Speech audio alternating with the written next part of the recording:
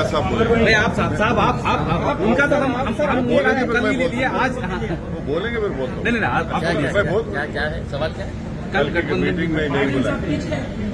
अरे देखिए, अगर भारतीय जनता पार्टी को इस देश के अंदर हराना है और तो हम समझते हैं कि कल जितने भी लोग वहां पर इकट्ठा हुए थे, जितने भी नेता वहां पर इकट्ठा हुए थे, उनसे ज्यादा अगर कोई भारतीय जनता पार्टी को इस देश के अंदर हराना चाहता है तो वो मजलिस इत्तेहादुल मुस्लिमीन है। और अगर आप एमआईएम को छोड़ के अगर कोई ऐसा एक गठबंधन बनाना चाह रहे हैं जिसके अंदर आपका लक्ष्य ये है कि बीजेपी को हराना है करके, तो कभी कामयाब नहीं होगा। तो हम तो ये चाह रहे हैं कि भारतीय जनता पार्टी को हराने के लिए आप हमें क्यों नजरअंदाज कर रहे हैं? अगर आप ये मानते हैं, आपको मालूम है अच्छी तरीके से एक बहुत बड़ा तबका जो है वो बैरिस्टर असदुद्दीन अवैसी साहब को मानने वाला है, कई राज्यों के अंदर मानने वाला है, तो आप इन्हें नजरअंदाज करके कहीं न कहीं आप अपने उस मकसद को कमजोर कर रहे हैं। आप बुलाइए हमें, हम आने के लिए तैयार हैं। अच्छा अभी और आपने वो भी साहब आप बताइए कि जैसे अभी इम्तियाज सर ने बोला है कि हमें बुलाइए, तो बुलाने के बाद अब मेरे बाजू खड़े रहे कि इम्तियाज साहब बोले बात से फिर अब क्या है? तो आपकी राय बताइए सर। राय क्या है भाई? मेरे पार्टी के नहीं, आपको क्यों बुलाया नहीं है? आपके ऊपर विश्वास नहीं है, ऐसा इनका कहना है क्या? को नहीं मालूम, आप उनसे पूछो। आपको अपेक्षाएं थी उन्होंने बुलाने की? मेरे को नहीं मालूम क्यों नहीं बुलाए या बुलाएंगे, मेरे को नहीं मालूम। और जब इम्तियाज साहब जो बात रखी है वो बात सीरियस है ना। ये आपका और महागठबंधन का एक ही मंशा है मोदी गवर्नमेंट को हराना, तो आप क्यों नहीं जाके रुजू हो सकते? क्यों नहीं जाके? आप जाके क्यों रुजू नहीं हो सकते? ये लोग से दोनों का मंशा तो एक ही है ना, मकसद एक ही है। खुद होके क्यों नहीं जा सकते? अब ये बताइए, प्यासा कुएं का नहीं आता या कुआं प्यासे के बताता? ये सभी तो पैसे ही है ना सत्ता के। ऐसा कौन हुआ कौन? सबसे ज्यादा जब से भाजपा की सरकार बनी है, सबसे ज्यादा अगर किसी को मार्जिनलाइज किया गया, एलिनेट किया गया, सबसे ज्यादा डिस्क्रिमिनेशन किसी से हुआ तो वो दलित, आदिवासी और मुस्लिम समाज को किया गया। तो आप इसको भी तो देखो। आप आज सबसे ज्यादा अगर मॉब लिंचिंग होती है, सबसे ज्यादा अगर किसी के घर तोड़े जाते हैं, झूठे इल्जाम में किसी को उठा दिया जाता है, तो कौन है? वो समाज के लोग हैं पूरे। आपको बुलाना अगर एक आपको बीजेपी को हराने का है तो आपको एक एजेंडा बनाना पड़ेगा। क्या है वो? कैसे आगे बढ़ेंगे आप? सवाल मेरा नहीं है ना, सवाल असदुद्दीन ओवैसी का नहीं है। सवाल ये है कि आप इन चीजों पर गौर करो। सर, सब अपनी अपनी राय रख रहे हैं, आपकी क्या राय है बीजेपी को हराने के लिए? आपका क्या है? इसलिए जो 21 साल से नहीं हरा है वो यहाँ हरा दिए ना औरंगाबाद जनता ने। इससे बड़ा एग्जाम्पल क्या होगा आपको? कुछ दिन पहले प्रकाश अंबेडकर जी औरंगजेब के कब्र पर जाके आए, और उसके बाद में बहुत सवाल हुआ पूरा महाराष्ट्र में राजनीति। एक बात सुनिए, मैं बाड़ा साहब की बहुत इज्जत करता था और करता रहूंगा। वो गए हैं। अब उसका और सब्सटेंशिएशन बाड़ा साहब खुद कर सकते हैं। वो खुद कर सकते हो, काबिल है अपनी बात रखने के लिए। पिछले कुछ दिन से महाराष्ट्र में इसी मुद्दे पर लेकर राजनीति चल रही है। कोल्हापुर या संगमनेर, इस जगह जो घटना घटी है, अभी ये मुद्दा सामने इलेक्शन के सामने ज्यादा आने वाला है, आ रहा है। हमारा बोलना यह है कि आप जो है, जैसा अनलॉफुल एक्टिविटीज प्रिवेंशन एक्ट का एक शेड्यूल है, उस शेड्यूल में 44 ऑर्गेनाइजेशन बैन है। तो हम इन तमाम लोगों से अपील कर रहे हैं कि भैया आप सत्ता में हैं, आप लोग फोटोज की भी एक लिस्ट बना दो। ये फोटो जो रखेगा उसको जेल में भिजा देंगे यूएपीए में। फोटो की लिस्ट बना दो आप, अच्छा रहता ना।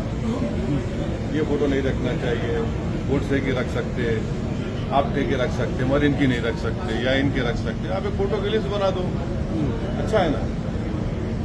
लिस्ट बना दो, उसको बोलो जो एक फोटो रखेगा उसको हम यूएपीए में डाल देंगे। क्या बोल सकते? कुछ प्लान है ऐसा लग रहा है क्या? ये सब चल रहा है तो इलेक्शन के सामने हमारा मानना यह है कि सब तमाम चीज़ें जो हो रही है, हम महाराष्ट्र की पुलिस डिपार्टमेंट से महाराष्ट्र की ब्यूरोक्रेसी से अपील कर रहे हैं कि आप महाराष्ट्र में लॉ एंड ऑर्डर स्थिति को बिगड़ने से बचाइए। पॉलिटिकल पार्टी सत्ता में आएंगे, चले जाएंगे, मगर लॉ एंड ऑर्डर बरकरार रहना चाहिए। जो डेलिब्रेट तरीके से इस तरह से हरकतें की जा रही हैं, ठीक नहीं है महाराष्ट्र के लिए। अगर तुम्हारे मित्र केसीआर बीआरएस में आने के लिए महाराष्ट्र में बीजेपी और कुछ बड़े नेताओं को ऑफर कर रहे हैं। अभी नाम आया है कि पंकजा मुंडे जो बीजेपी सीनियर लीडर है, उनको भी आइए, हम आपको मुख्यमंत्री का उम्मीदवार बनाएंगे, ऐसे ही ऑफर है। पंकजा मुंडे को तो 2 साल पहले इम्तियाज साहब बोले थे, 2 साल पहले बोले थे उनको, वो समझ रहे नहीं उन्होंने। 2 साल पहले इम्तियाज साहब जो है, अब बाज लोग जो है हवा को सूंघ के बोलते बारिश हो रही। इम्तियाज साहब पहले ही बोलते देखो ऐसा होने वाला है। 2 साल पहले इम्तियाज साहब बोले थे उनको, आप खुद कैरी कर रहे थे ना उसको। वो उनको सोचना चाहिए। अब कोई भी अपनी पार्टी को आगे बढ़ा सकता है, ये तो उनका डेमोक्रेटिक राइट है। आप भी बुलाएंगे सीएम के उम्मीदवार बोल के उनका नाम? किनको? पंकजा ताई। अरे भाई 2 साल पहले इम्तियाज साहब उनको बोल चुके हैं ना। 2 साल से इम्तियाज साहब उनको बोल रहे हैं कि समझो बात को, मिले भी ना उनसे एक मरतबा, मिलके भी बात किए। अच्छा, मिलने के बाद कुछ क्या बोले? वो डिटेल ये बोले। जो हज के लिए गए हैं उन्हें काफी सारी परेशानी हो रही है, लेकिन नहीं, मरकजी हुकूमत इसे नजरअंदाज कर रही है। बिल्कुल, हज कमेटी के इंतजाम बहुत बदतरीन हुए हैं। हज कमेटी के इंतजाम सबसे खराब हुए हैं, और ऐसा कभी माजी में ऐसा कभी नहीं हुआ है कि हाजी जाकर परेशान है और हाजी की लिफ्ट जिस होटल में या जिस बिल्डिंग में खड़ा गया, लिफ्ट गिर जाती है और दूर दूर खड़ा कर दिया गया। ये बात सबको मालूम कि जितने हाजी भारत से जाते हैं उसमें ज्यादा ज़ईफ बुजुर्ग लोग होते हैं, उनको आप दूर दूर खड़ा कर दिए। और ये जो अगर कोई औरंगाबाद से जाएगा या कोई दूसरे शहर से जाएगा तो उससे आप 70,000 80,000 बढ़ के ले रहे, किस बात के ले रहे हैं आप?